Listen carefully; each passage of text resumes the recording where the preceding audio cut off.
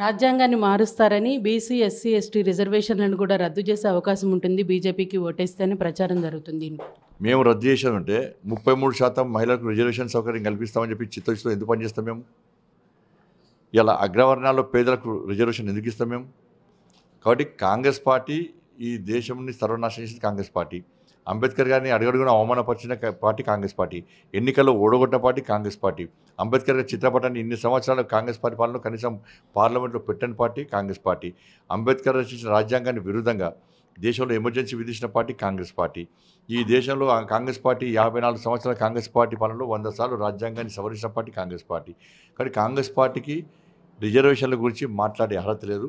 ఇవాళ మేము SC, ST, బీసీలను ఉద్ధరించే పార్టీ భారతీయ జనతా పార్టీ. 20 మంది బీసీ ఎంపీలను మంత్రులు చేసినాం, 12 మంది ఎస్సీ ఎంపీలను మంత్రులు చేసినాం, 8 మంది ఎస్టీ ఎంపీలను మంత్రులు చేసినాం, ఒక దళిత వ్యక్తిని, దళిత సమాజానికి సంబంధించినటువంటి రామ్నాథ్ కోవింద్ గారిని రాష్ట్రపతి చేసినాం, ఎస్టీ సామాజిక వర్గానికి సంబంధించినటువంటి ఒక మహిళను ద్రౌపది ముర్ము గారిని రాష్ట్రపతి చేసినాం.